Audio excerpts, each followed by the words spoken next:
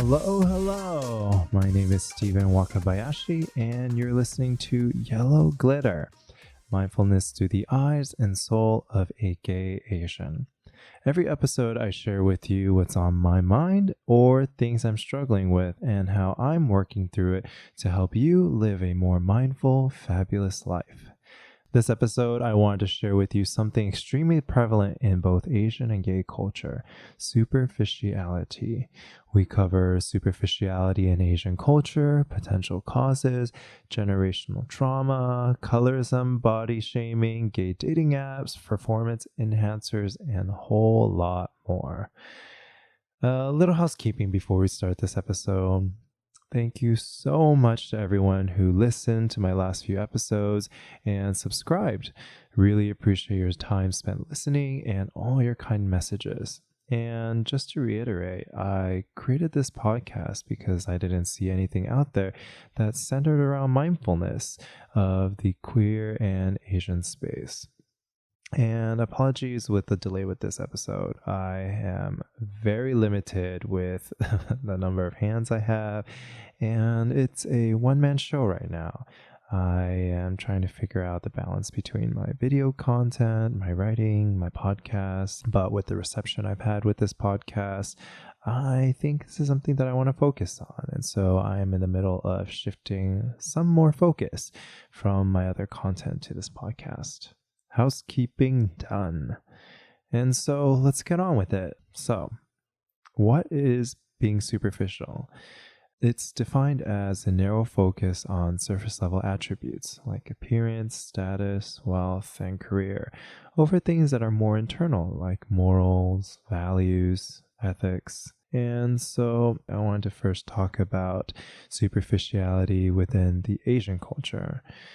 As I was growing up, and still to this day, my family, relatives, and random Asian elders around me will always go out of their way to comment on my appearance. You're too dark, you're too light, you're too fat, you're too skinny. And when I had gained a lot more muscle back in 2017, people were telling me that I was too muscular. It didn't seem like I was ever just okay as I was. I struggled with deep cystic acne for more than a decade, and they would also pick on my acne as a topic of conversation.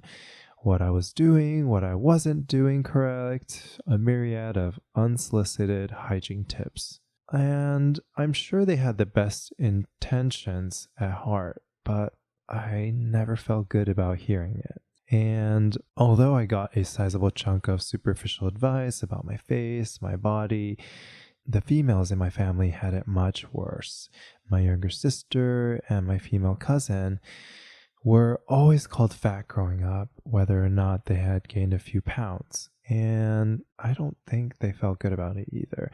If they didn't look like the woman on TV, media, it just wasn't okay. In conversations to this day, there is a deep scarring and wounding these flyby comments from our Asian family members and the Asian community at large have caused. So, where are these comments coming from? Why are superficial comments so prevalent in Asian culture? As an Asian child, you are taught a few golden rules. Number 1, never waste food or resources. At the dinner table, you're expected to eat every single bite of food to show respect to its providers, the growers, the cooks. Number 2, never lose face. Always staying calm in the face of adversity to show a good parenting, being a good child, and whenever there's conflict, to never dive into it. And number 3, and this is a big one, never talk back to an authority figure, including people that are older and people with more life experiences, to show respect. And in the case of superficial comments, when it comes to authority figures providing it, it is seen as extremely disrespectful to ignore or even talk back to them. Even with body shaming, you can't really talk back to your authority figures in Asian culture. It teaches us not to rebel or protest them, even when they say hurtful things to us. These authority figures are assumed to have the best interests of us in mind at all times, but in reality, they are ordinary people just like you and I. We have our biases, our likes, our dislikes, our trauma, and I am not perfect, and neither is most of the world population. We're all just trying our best. But when authority figures are held to such high regard without second thought, questionable comments and behaviors are passed through and normalized. And when authority figures are not called out, generational trauma ensues. And so, what is generational trauma? It's a theory that trauma can be passed down generation after generation.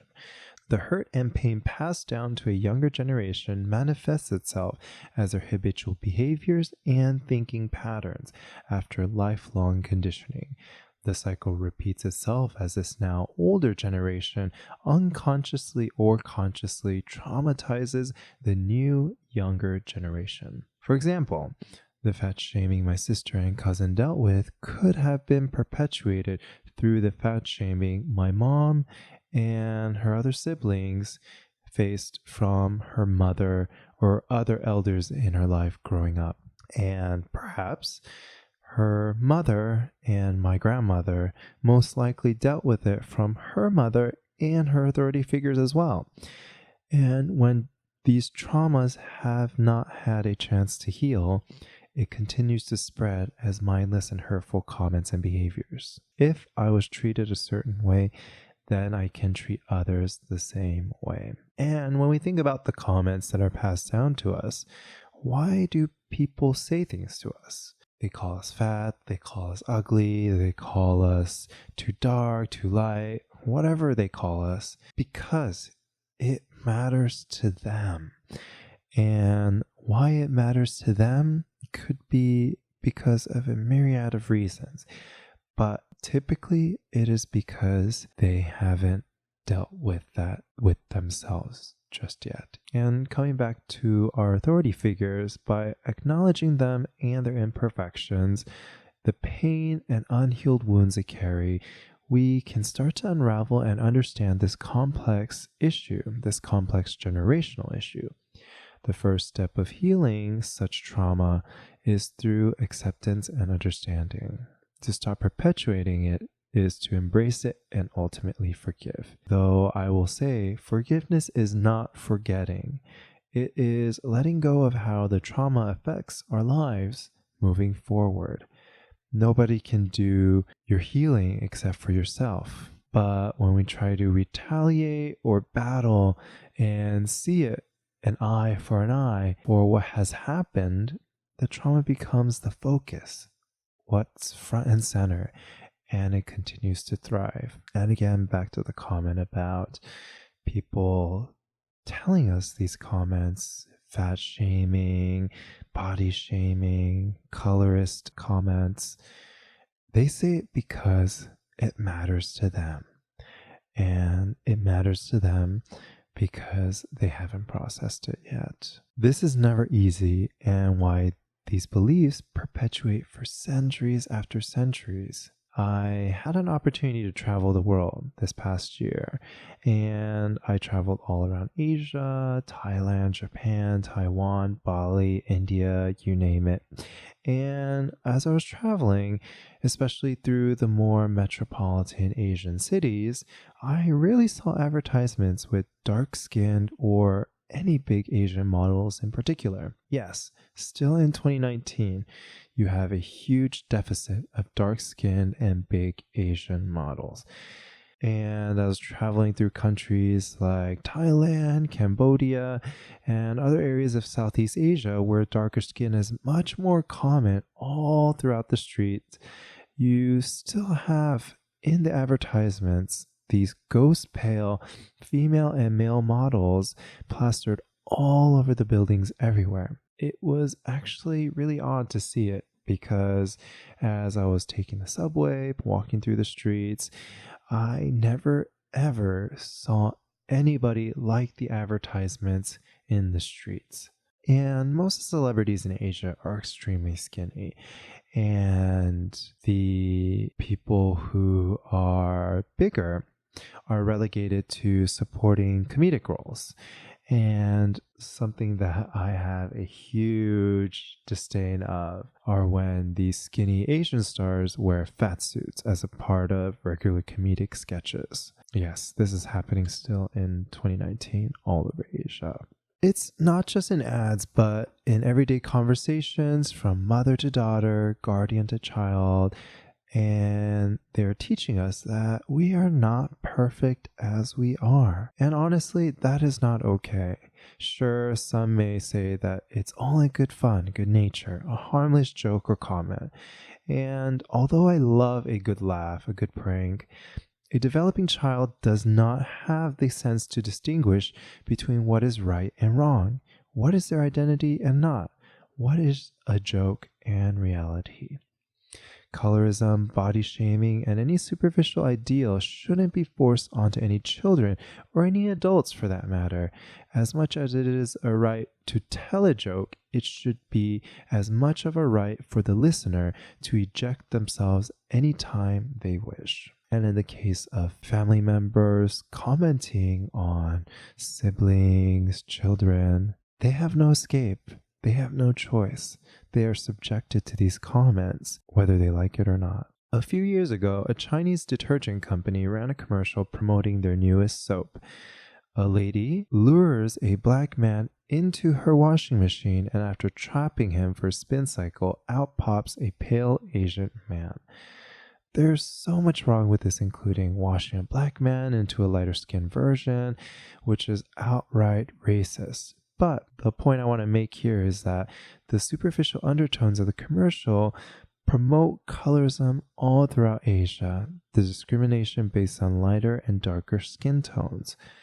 And when you're running stuff like this, and you're running a whole bunch of other commercials promoting weight loss supplements and other products, telling people that they aren't right living in the skin that they're living in, that is not right. And it's very different from the West.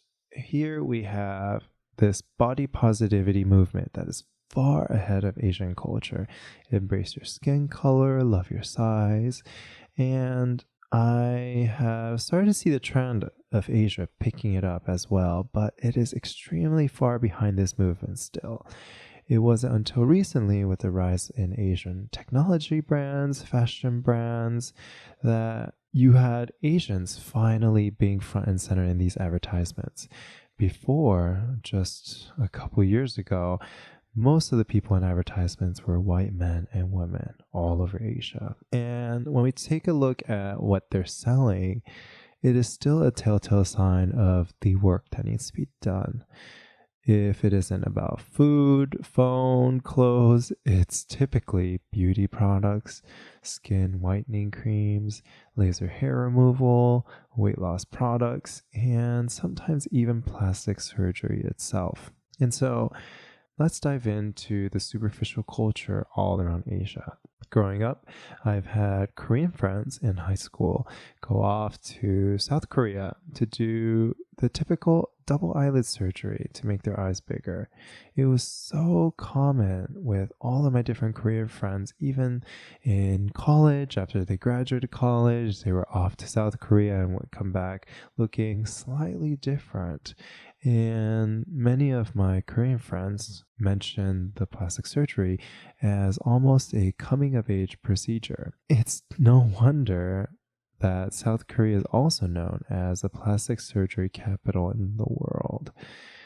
So I did some research to see plastic surgery trends all around the world based on the International Society of Aesthetic Plastic Surgery survey from 2017. We have the US sitting at the top of the charts as number one most cosmetic and non-surgical procedures in the world. About 4.3 million people have done surgeries in 2017, which accounts for 18.4% of all procedures in the world. Number two, trailing right behind, is Brazil, and surprisingly, it isn't South Korea, but Japan taking the number third spot. And so if we take a look at the populations of these countries. You have US with 327.2 million, Brazil with 209.3 million, and Japan with 126.8 million people. South Korea is much, much less. They only have 51.5 million, but they almost have the same number of plastic surgeons as Japan, which is insane. They have about, they have less than a third of the population of Japan, but they have just as many plastic surgeons as Japan. That's a lot. And if you take a look at some estimates all around the web, some people estimate that about 1 in 3 South Korean women between 19 and 29 have had some sort of plastic surgery. And as I noticed as a trend in high school and in college, it is customary all around South Korea to receive plastic surgery as a graduation gift. I wanted to figure out a little bit why this was the case, and something popped out that was kind of alarming.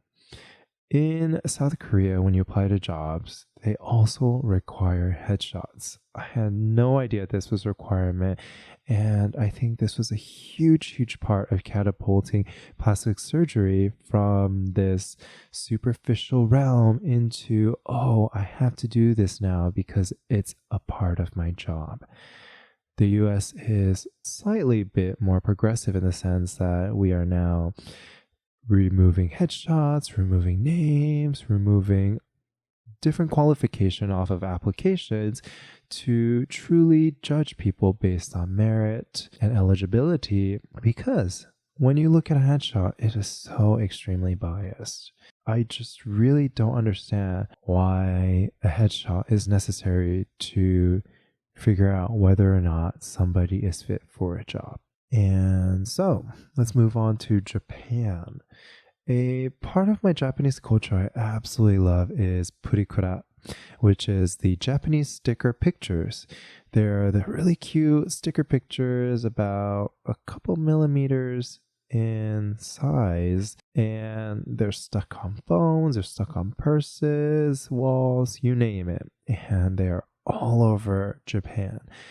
These Purikura machines are photo booths where one side of the booth you can snap photos with 1 to 3 of your friends, and on the other side of the booth you can edit the photo on a digital tablet to add messages, patterns, stickers, you name it. Seconds after you edit it, it prints out a 5x7-ish size printout with about 20 to 40 tiny stickers that you could cut out and trade with friends. It is totally the OG Instagram and Snapchat of today, and still extremely popular in Japan. In high school, my friends and I discovered a Purikura shop about 30-minute drive away from our hometown in an Asian shopping mall, and we would drive out a few times a month to entertain ourselves. This shop had around 10 to 15 different machines with all sorts of themes: lighting, props, backgrounds, and different sounds. Some would print out iridescent stickers, and some would have various stage lights that would swap in and out based on the background you've chosen. I stopped going to them after high school, but I checked them out recently on my trip to Japan to see how they have evolved. It is kind of freaking crazy. You step into these booths that look totally inconspicuous. In one booth, your face and body becomes automatically transformed, big rosy cheeks, beady eyes, soft, supple skin, and in another, you were made disproportionately long. Your legs super long, like giraffe legs, and they came out of your extremely small waist and chest. I took a couple of these photos with my friends, and I was just so alarmed at how they shifted my image of myself. And when we take a look at what's happening in China, there is this huge rise in technology, especially in augmented reality applications. We have apps like Instagram, Snapchat, where you can take pictures and video with this augmented layer, modifying our face, adding little trinkets, stickers, making it lighter, skinnier. But in China, there have so many applications that have been around for a countless number of years. To my knowledge, they actually had all of the augmented reality editions way before Snapchat. The most popular ones, if you're interested, check them out, are Meitu, Meitu, Beauty Cam, Camera 360, and you can apply makeup to your face, smoothen your face, change your skin color, adjust the size of your eyes, face, jawline, and even body shape. And it is extremely smart and seamless. While I was in advertising, I worked on a similar product for Sephora's application, their virtual artist app, where you can preview products on your face and check out a combination of different lipsticks, mascaras, you name it. But as I was researching for this podcast, I discovered cosmetic surgery apps on the rise. So these cosmetic surgery clinics are rolling out with their own version of augmented and virtual reality apps. And what scares me is not the fact that you can change the shape of your face and take a picture and share it with friends, but what if all of this was only a click away with your fingertips to book a consultation? It seems so easy. And it seems so mindless to do a permanent procedure on your face. And and something I thought of, which is really funny too, back in 2013, if you remember, there was this huge meme pointing out all the women of a Korean beauty pageant looking the same.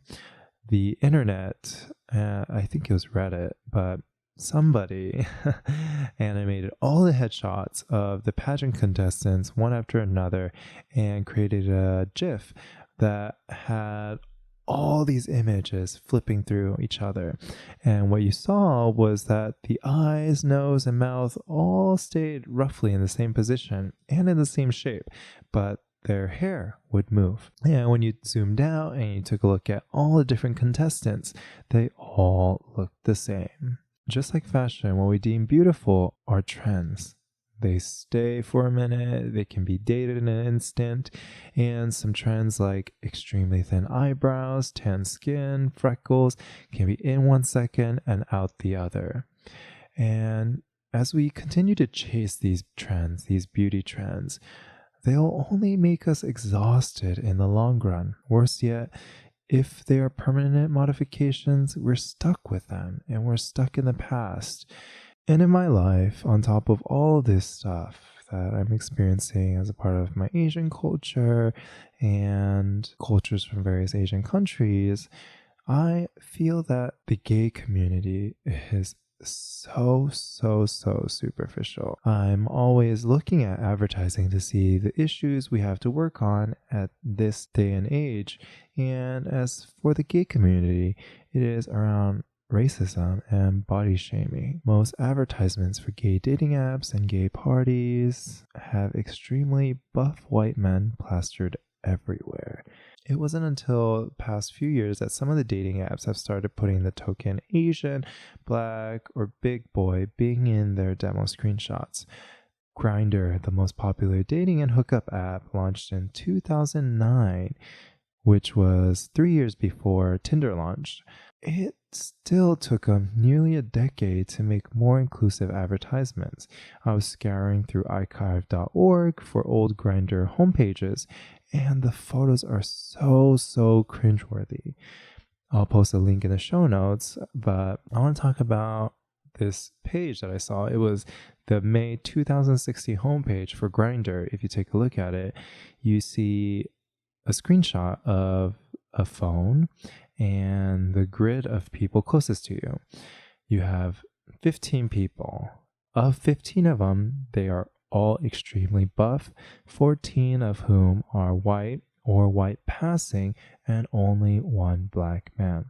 That's it. Grindr and many of these other apps were meant to bring queers of all ages, sizes, colors together, but their advertising especially perpetuate this racial and superficial ideals. The damage is done, and it's time to acknowledge it and do better. And I also want to talk a little bit about the dating applications themselves. They too plant superficial seeds all around us. Imagine any dating application in your mind. Okay, Cupid, Grindr, Tinder. You launch the app, and what do you see? You see either a grid of all the people closest to you, or you see someone's face, and you have to swipe left or right on it. All you're provided is a photo and perhaps an online indicator how far they are from you. What more can you judge off of? Out of the hundreds, if not thousands of options at your fingertips, you're not searching for the one to message. It's not a matter of who is the kindest or the most passionate about life. It's kind of about who has the nicest body, the nicest smile, the prettiest eyes, who has the most defined facial features. You're trying to judge and make the first impression off of a cropped square image. And as you click into the thumbnail, you're presented with very, very limited text, most likely a few hundred characters at most. And there's just even more photos and sometimes a linked Instagram account. All these apps are unfortunately designed to feed our superficial rating system, and that's all we're given. And filters. Wow. When it comes to filters on some of these apps, you can sort through people by their ethnicity, height, age, weight, body type. Honestly, that's not real life. You can't just set a filter, walk around the street, and expect to only find that specific type of person in your eyesight. Back when I used the apps, I had filters on all the freaking time.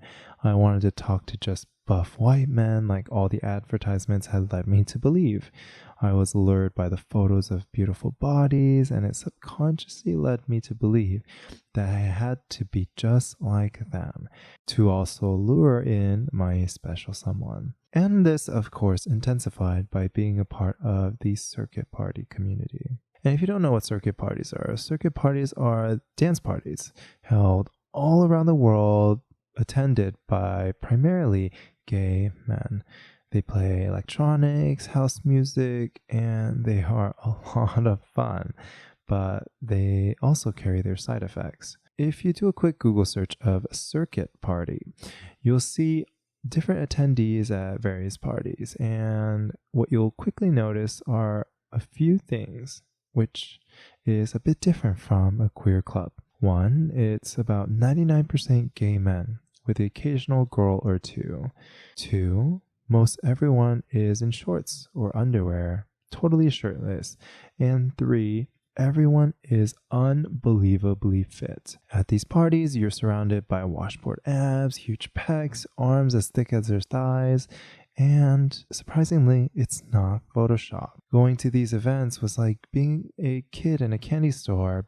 So many hot men as far as the eye could see, but this was really detrimental to my self-esteem and self-image. Every party I attended, I saw someone bigger, fitter, and leaner than me, and that inspired me and pushed me to get into the gym. In my head, I had to be fit to fit in with this crowd. And in the peak of my fitness, I had been going to CrossFit, yoga almost every single day. I was extremely rock solid, but at the time I remember being so unhappy, so unsatisfied. It wasn't enough because as I kept going to these parties, I kept seeing someone who was bigger, fitter, leaner every single time. I was spending so much money at that time. I spent $350 on monthly CrossFit membership, $125 on ClassPass to take yoga classes. I took the occasional SoulCycle class, hundreds of dollars on protein, pre-workout, bulking powder, supplements, and I didn't really share with most people how much money I was pouring into my body. But that didn't matter. I just wanted to be big. And it all came crashing down when I got extremely sick. I had digestive issues later on that year, and I had to stop working out completely to focus on my healing. For the longest time, I touted that my fitness journey was solely to be healthy, but when my health was a priority, I was devastated seeing my body deflate. I recovered after a year of hard work, and when I had seen some of my friends for the first time, many of their comments were on how small I had gotten. It was that noticeable. Looking back, I can appreciate how fit I was then, but at the time, the desire was insatiable. I was still unhappy. I kept comparing myself to others in hopes of finding self-worth through validation, and I was looking for self-love in all the wrong places. I'm just now getting back in the gym, but this time around my goal is to find a balance of fitness, health, and compassion. I understand that the goal is to thrive for the long run, that self-love needs to be groomed every step of the way. Over the past few years, I noticed a trend in performance enhancers starting to become very, very common, especially with my gay friends. Many of them have started dabbling with anabolic androgenic steroids and HGH, which stands for human growth hormone, to supplement their workouts. It went from being totally hush-hush a decade ago to something commonly talked about and purchased and even shared. A handful of guys I've been on dates with, I found needles next to bottles of performance enhancers right in their trash cans. Just one cycle around, they would say, and a year later, they are still on it with twice the dosage than before. I was actually first introduced to performance enhancers when I was in my early 20s. As extra side income, I was doing promo modeling for Miller Coors, putting on skimpy outfits and paraded over the San Diego neighborhood to promote the beers. It was my first foray into the gay nightlife scene, and I had become much more self-conscious about my image. I started going to the gym regularly and looking for ways to get more fit. I talked to my peers about it, and they shared with me their secret of getting big. HGH, bought from over the border in Mexico. HGH is an alternative to steroids with totally different side effects, and for some, they say it's better, for some, they say it's worse, but for myself, after going back and forth for some time, I actually decided against it due to the cost of upkeep, and at the time, it cost a few $100s a month, buying it in Mexico, which I didn't have, and I would have to inject it on a regular basis, which I absolutely hated. I absolutely hated needles at the time. These hurdles were actually such a blessing in disguise. To be honest, now when a muscular man walks past me, I can still feel pangs of jealousy, though this time I see jealousy for what it is. Instead of acting on it, I see it is my ego in full effect, my mindless ego. The ego attempts to superimpose the end result of others onto myself, and it wants to push me, make me greater, but really without much thought. To chase it would be a never-ending struggle, as I've learned, and so now I observe it with compassion. I can see why I think this way, and it is totally okay. Different strokes for different people, and I am on a path of my own. As a gay man, there is this unquestionable desire to be a model citizen. It's a desire to be fully accepted into mainstream society and to be as perfect as I could be. I need to have a great job, I need to travel, I need to be fit, I need to be stylish, I need to be beautiful, I need to be buff, I need to be big. But when the measuring stick is measuring only superficial values, there is a vast emptiness inside left to observe. Just like myself at my fitness peak in 2017, my friends and other men I've dated, even with the most beautiful bodies, still never feel like it's enough. And of course, this is understandable. In a society where citizens are spending their valuable time to get rid of queer rights, we'll never feel like we're enough as queer people. And in a society where Asian culture is marginalized and the minority every single day, of course, we will never feel like we're enough as Asian US citizens. And that brings me to an interesting question to ask. When will we be enough? Putting all the glitz and glam, plastic surgery, photo modifications, fitness regimes, steroids, all of it aside. When will we be enough to what quantifiable means? Perhaps it will never be enough because the measuring stick was not ours to begin with. Another person's, another culture's, another period's, and some will say that being superficial is to find the best partner, to find the best mate. And to that I say, best is totally subjective, and it changes over time. And ultimately, you attract the love you think you deserve. Whatever you put out there, you will receive in return. If the foundation of being your best self is through ill superficiality, the love you attract will treat you accordingly. So, how do we combat this superficial culture? The first step is to understand it, understand where it comes from. When it comes to your superficial desires, ask yourself, what are you ultimately looking for? Is it to find a partner? Is it to find more self-worth, self-validation? Is it to feel connected with others? Our deep-rooted needs can often be fulfilled in so many different ways. A superficial path is just one solution. Second, it is to reframe your thinking behind it. In the case of vying for external approval, which I am also guilty of from time to time, understand that this is a never-ending struggle. There will always be someone more fit than you, skinnier than you, younger than you, taller than you, lighter than you, and there will always be people who won't like you just as you are. Though it's not okay, it's a fact of life. Their biases and life story has played a role in the way they perceive their first impressions of you.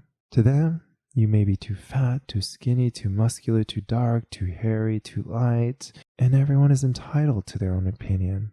And so are you about yourself. And whenever you feel jealous or envious, greet them with compassion. Understand that these feelings, as much as we don't want them, are meant to keep us safe. When we've been hurt in the past, feelings such as jealousy and envy are meant to protect us and reduce trauma in the future.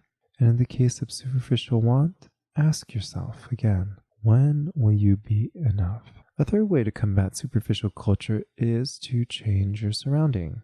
If friends or the environment around you aren't condoning the thinking that you want, immerse yourself in different environments and the content that takes you outside of your own bubble. Go to meetups, read books, watch videos, have experiences, post and read Reddit forums, listen to podcasts like this one. And as far as books, I absolutely love reading them, and I highly recommend 3 of them for you. I recommend Tara Brach's Radical Acceptance, Dalai Lama's The Heart of Happiness, and Robert Greene's Laws of Human Nature. They're a beautiful mix of understanding superficial thoughts and desires through psychology, mindfulness. I think you'll like it. And lastly, to combat superficial culture, it's to call it out. Though it is way out of the norm for Asian culture, challenge authority figures when possible and be the advocate of the change you want to see, the stop of generational trauma. Lastly, if you're still inclined to move forward with modifying yourself, your face, your body, whether it's permanently, temporarily, do your homework. Consult multiple healthcare professionals to get different perspectives and ask the right questions to understand the short and long-term impacts. Remember that your body, size, shape, color, sexual and gender affinity does not determine your value as a person. I hope this has helped you in some way, and if you want to get in touch with me, you can email me at podcast@stephenwakabayashi.com. I'd love to hear your thoughts.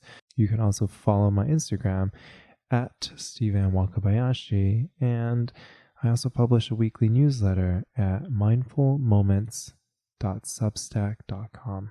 So get your share of weekly content from me and links to things that I'm loving in your inbox every single week. And of course, don't forget to leave a rating and review if you've enjoyed it so that others will see this podcast. I truly appreciate it. With that, so much love for you and hope your day can be a little bit more mindful. Bye now.